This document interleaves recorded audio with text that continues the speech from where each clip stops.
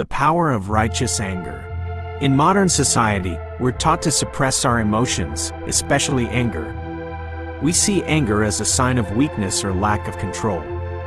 But what if there's a type of anger that is necessary, a rage meant not to destroy, but to rebuild? Today's story, about the cleansing of the temple, analyzes the moment Jesus, known for his composure, erupted in fury. The lesson is about personal boundaries and the necessity of constructive anger to fight injustice. The core action, boundary violation. The temple was a place designated for prayer and worship. But when Jesus entered, he found it had been turned into a noisy marketplace. The priests had allowed money changers and animal sellers to use the court of the Gentiles for profit. This was an act of the worst kind of boundary violation. His anger was not an impulse, it was a deliberate reaction. He declared, "My house will be called a house of prayer, but you have made it a den of robbers." This is the key point. Jesus' anger did not stem from personal insult, but from defending a higher value, sanctity, justice, and the original purpose of the place. Boundaries and righteous anger. We learn the distinction between two types of anger. Toxic anger is when you lose control, direct frustration at the innocent, and aim for revenge. Righteous anger is purposeful, always aimed at correcting injustice or restoring order. Controlled, though powerful, it maintains boundaries. He didn't harm people, only cleanse the space. The lesson for leaders: sometimes, you need to fashion a whip and overturn the tables of inefficiency, unethical behavior, or laziness in your organization. Righteous anger is the necessary tool to re-establish boundaries when core values are trampled. It conveys the message, "This is unacceptable," in an unmistakable way. Application. In modern life, what is your temple? It's your career, your family, or your health. What is turning that place into a den of robbers, toxic habits, exploitative people, constant distractions? Setting boundaries. You need to ignite a fury to overturn the things that are stealing your time and energy. Say no definitively to unreasonable demands or habits that diminish your value. Constructive anger. Use the energy of anger to write a strong but professional email to defend your values, or to start a strict workout regimen to reclaim neglected health. Anger is the most powerful motivator, provided it is controlled and directed toward restoration. The foundation that defines your success. In life, we are constantly building careers, building relationships, building habits. But can your structure withstand the storms of life, financial crises, career setbacks, personal challenges? Today's story, the parable of the builders, isn't just about architecture. It's about the importance of the foundation. The core lesson is the difference between building on solid principles and temporary convenience. Two identical actions, two different outcomes. This parable tells of two house builders. Both shared the same goal, to build a house. Both undertook the same action, building a house. But they differed at one crucial point, the preparation of the foundation. The wise man listened to the teachings, referring to values and principles, and acted on them. He dedicated time, energy, and resources to digging deep until he reached the rock. This process was more costly, slower, and yielded less immediate visible results. But his house was built on the rock. The foolish man also heard the teachings, but did not act on them. He chose the easiest path. Building on sand was quick, required less effort, and produced quick results. Outwardly, the two houses looked similar. The difference became undetectable until the storm arrived.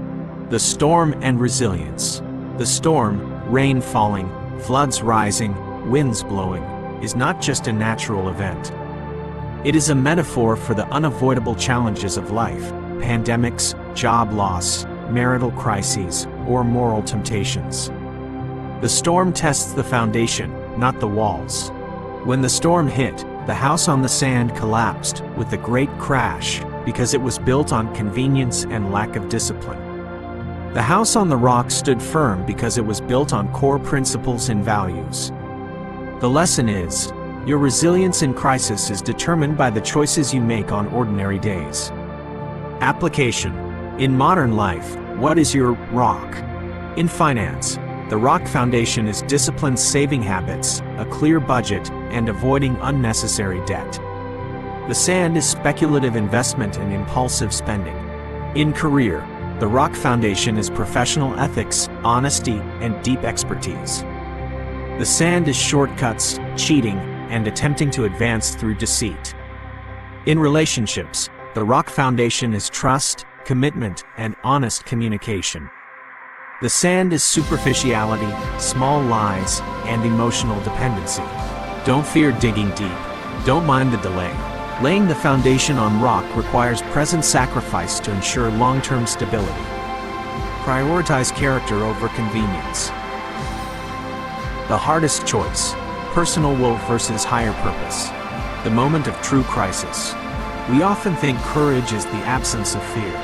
But true courage is confronting ultimate fear and still choosing to move forward. Today's story takes us to the Garden of Gethsemane, where Jesus faced the greatest internal crisis of his life. This isn't about the ability to perform miracles, it's about the human struggle between personal will, escaping suffering, and ultimate responsibility, accepting sacrifice. This lesson teaches us about letting go of control and finding strength in surrender. Extreme fear and isolation. Gethsemane means oil press. It was a place where olives were crushed, and here, Jesus was similarly crushed by extreme dread. His level of suffering was so profound that medicine describes the phenomenon of sweating blood, hematidrosis, a sign of extreme tension and fear. He prayed 3 times, with a recurring plea, "Father, if it is possible, may this cup be taken from me. Yet not as I will, but as you will." This statement exposes the internal conflict, personal will. May this cup be taken from me. The self-preservation instinct, the desire to avoid suffering. Accepting responsibility, yet not as I will, but as you will. The commitment to the higher purpose. This proves that accepting responsibility is not easy. It is a conscious choice repeated to overcome the instinct for survival. The power of intentional surrender. Jesus didn't passively or resignedly say, "Your will be done." He struggled with it first, and then chose to surrender. This surrender is not weakness. It is the pinnacle of spiritual strength, the ability to let go of the need to control the outcome in order to embrace one's responsibility. In modern life, we often try to control things beyond our reach: the economy, others' actions, project outcomes. This very resistance causes most of our stress.